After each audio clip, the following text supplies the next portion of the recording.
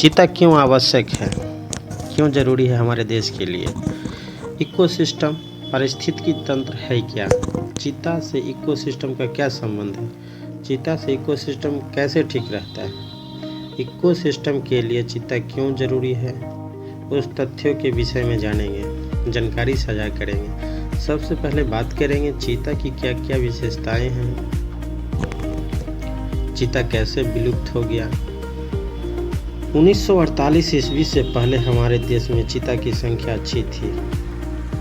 1948 के बाद हमारे देश में राजाओं के द्वारा शिकार करने की वजह से चीता समाप्त हो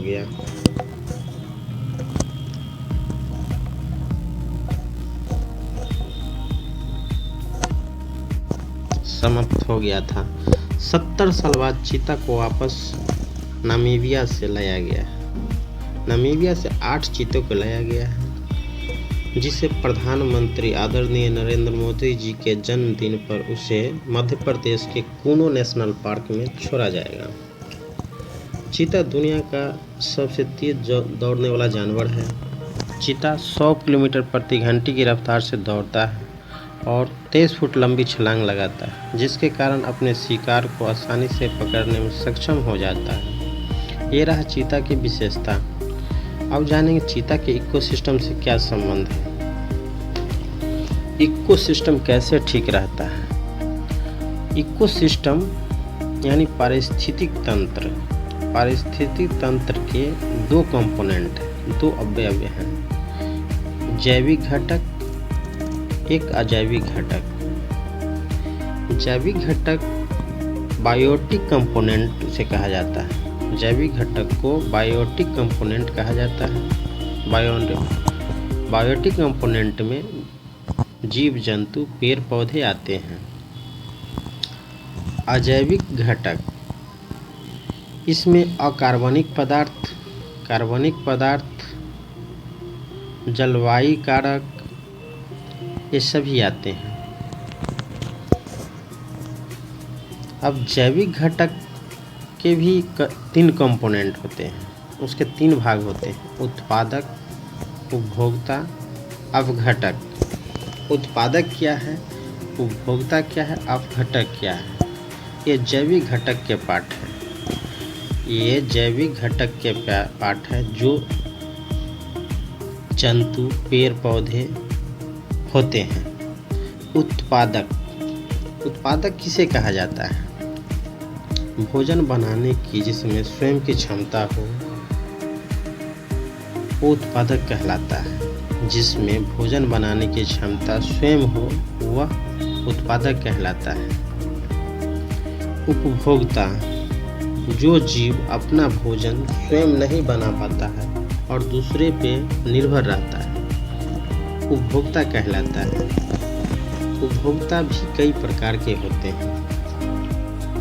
उपभोक्ता भी कई प्रकार के होते हैं। पहला है प्राइमरी कंज्यूमर, प्राथमिक उपभोक्ता। दूसरा है सेकेंडरी कंज्यूमर, द्वितीय उपभोक्ता। तीसरा है टर्टियरी कंज्यूमर, तृतीय उपभोक्ता।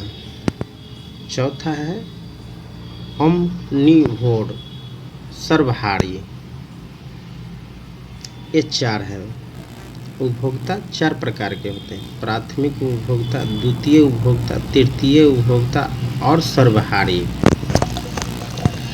इसका क्या उदाहरण है, यह क्या है, इसके बारे में समझेंगे। इससे पता लगेगा कि इकोसिस्टम है क्या। प्राइमरी कंज्यूमर, प्राथमिक उपभोक्ता है क्या।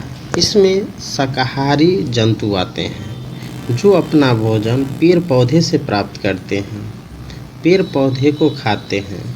जितनी भी हरा पेड़ पौधे होते हैं उसको वो खा के अपना आहार पूरा करते हैं। जैसे गाय, भैंस, हिरन, भैंसा, खच्चर, दरिया घोड़ा, खरगोश इत्यादि जानवर आते हैं जो हरे पेड़ पौधे को खा के अपना आहार पूरा करते हैं।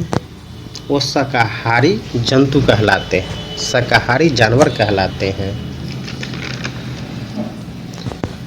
अब सेकेंडरी कंज्यूमर, द्वितीयक उपभोक्ता।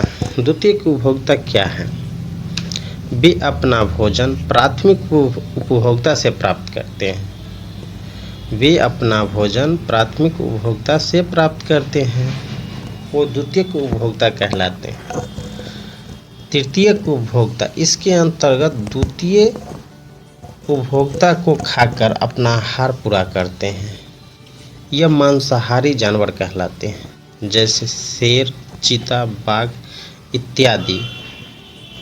जो ये मांसाहारी जानवर हैं, एक दूसरे को जीव को खा करके अपना आहार पूरा करते हैं। ये मांसाहारी जानवर कहलाते हैं। खासकर शेर, चीता, बाघ ये सभी मांसाहारी जानवर होते हैं, जो मांस खा करके जीव को शिकार करके खाते हैं, अपना आहार पूरा करते हैं। सर्वहारी, चौथा है सर्वहारी, जो सब कुछ खाते हैं। मांसाहारी और शाकाहारी दोनों के आहार ग्रहण करते हैं, वो सर्वहारी होते हैं। जैसे डॉग, कुत्ता, मनुष्य ये सर्वहारी में आते हैं। तो इसलिए पारिस्थितिकी तंत्र में सभी जीव जंतु, पेड़ पौधे को एक संतुलन बनाए रखने के लिए आवश्यक है। इकोसिस्टम को ठीक रखने के लिए ये सभी जीव जंतु, पेड़ पौधे एक दूसरे के पूरक होते हैं, इसलिए चीता भी आवश्यक है। अगर किसी एक प्रजाति की जनसंख्या बढ़ जाएगी तो वह एक दूसरे को समाप्त कर देगी। जैसे अगर जंगल में शाकाहारी जीव जंतु की जनसंख्या हो जाएगी तो पेड़ पौधे समाप्त हो जाएंगे, जैसे हिरन, हाथी, घोड़ा, खच्चर, अन्य जितने भी शाकाहारी जानवर हैं, उनकी पॉपुलेशन, उनकी जनसंख्या अगर सर्वाधिक हो जाएगी तो सभी पेड़ पौधे समाप्त हो जाएंगे, तो जिसके कारण इकोसिस्टम बिल्कुल ही ध्वस्त हो जाएगा, खराब हो जाएंगे, उसका बहुत बड़ा इफेक्ट पड़ेगा। इसलिए आवश्यक है कि सभी जीव जंतु एक संतुलन में रहे, जिसके कारण पारिस्थितिकी तंत्र का संचालन अच्छे से हो, सही रहे। अगर शाकाहारी जानवर की जनसंख्या ज़्यादा हो जाएंगे तो पेड़ पौधे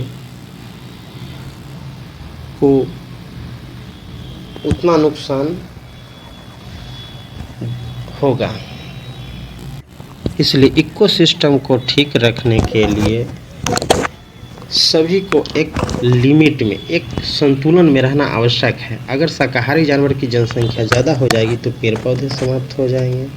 तो इसलिए इकोसिस्टम को ठीक रखने के लिए चीता भी आवश्यक है कि चीता के द्वारा शाकाहारी जीव जंतु को शिकार किया जाता है, तो उसकी पॉपुलेशन नियंत्रण में रहेगा, जिससे पर्यावरण ठीक रहेंगे, इकोसिस्टम ठीक रहेगा, पारिस्थितिकी तंत्र ठीक रहेंगे। इसलिए चीता बहुत ही आवश्यक है इकोसिस्टम के लिए। धन्यवाद।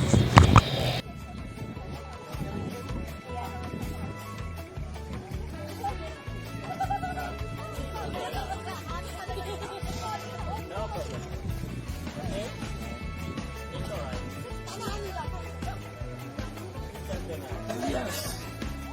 Thank goodness. Oh, man. I can breathe. Oh, bye-bye. Oh. Failure. Oh. Nice.